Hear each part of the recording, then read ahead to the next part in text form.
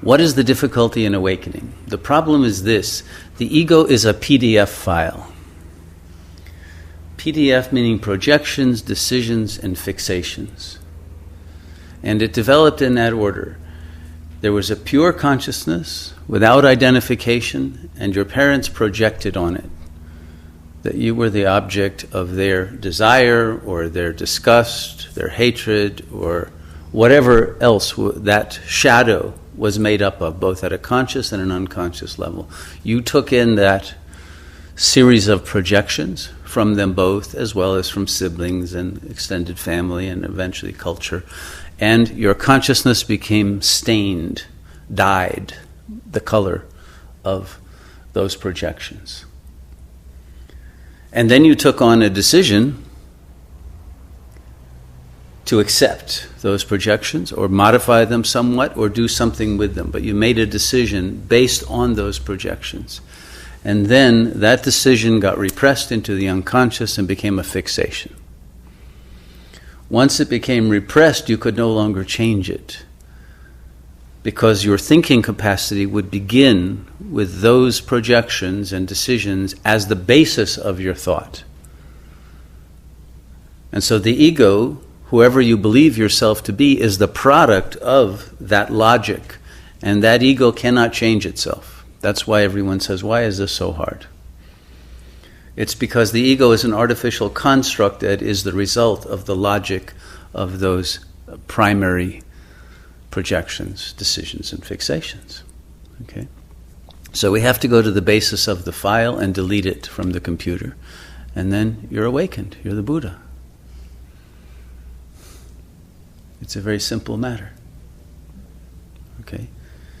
The problem is this. To the ego that's up here, not at the basis of the operating system, but what appears on the screen, it wants to maintain its existence. It will disappear from the screen as soon as you eliminate the operating system. And then, even though it's a state of liberation and actually bliss and unlimited potential, nonetheless, to that ego on the screen, it disappears. So it has to somehow figure out a way that it'll stay on the screen. And the way it does that is by causing problems. And the first problems it causes is to itself. In order to stop itself from going there and eliminating itself from the screen, it says, you can't do that because I'm not worthy of doing that. Okay? And then, we've got to fix this image on the screen. How do we fix it? How do we make it worthy? It's not real at all. But by becoming unworthy, by becoming a problem to itself, it prolongs its false existence. So, I'm unworthy, therefore I exist. This is the new Cartesian signifier, right? And as long as it can maintain that illusion, voila, the ego will continue to roll. But it has to then roll into more and more vexation and suffering and tragedy and victimhood in order to maintain itself on the screen.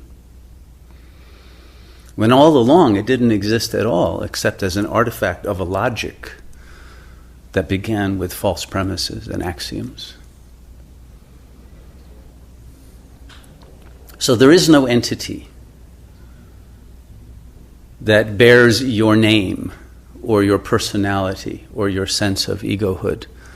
That's an illusion created by pure consciousness being filtered through those primary fixations.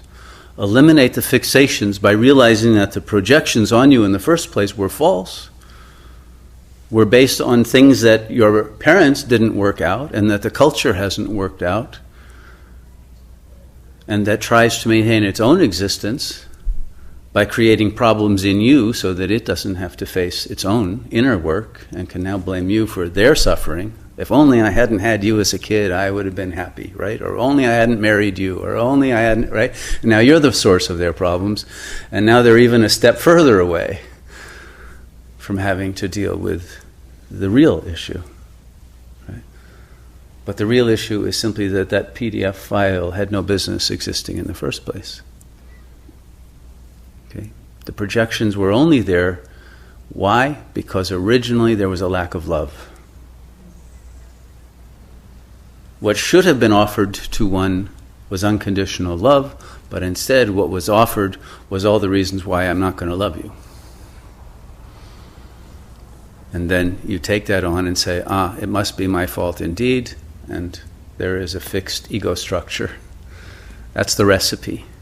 We undo it by realizing that there was a falsehood within the projection itself.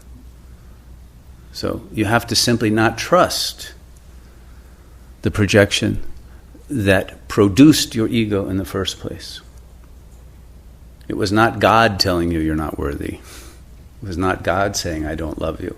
It was parents who were too busy, too damaged themselves, too irresponsible, too much in grief in their own lives, whatever. But we feel disloyal if we let go of the unworthiness that justifies them. And so, not to cause them pain, we're going to be the holders of their pain, as if it's our own, and then carry that forward. That's a family legacy. And then we're proud of that tradition. And that's how cultures get born and sustained. And then when it overflows, well, we have wars with other cultures, and now they can carry that garbage of hatred and all of that, and we're innocent victims. But this is how the whole flow of history goes, from an individual to a collective level. We have to end it at the root. It can't be ended at the level of the symptom, because the symptom isn't real anyway. No matter how much self-improvement you do at the level of the ego, you're still going to be at the core unworthy, because that's the structure of the logic. So it doesn't matter. No matter what cosmetic changes you make, no matter how many degrees you get and have on your wall, no matter how much money is in your bank account, none of it will end that projection that it's at the core of the ego's desire to improve itself in the first place. So unless your desire comes out of love, of life, that comes out of the realization that you are a being of light, an emanation of God, not an unworthy ego that's got to prove itself and improve itself and go through all these processes of self-flagellation.